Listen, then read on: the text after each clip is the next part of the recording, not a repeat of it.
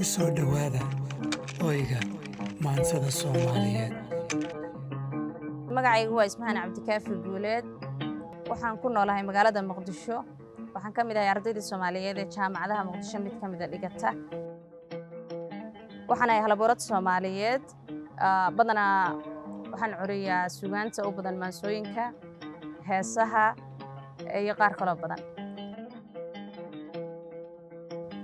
waxaan ugu jeclahay suugaanta aan curiyey Soomaalidu waa isku beel maansida la yiraahdo.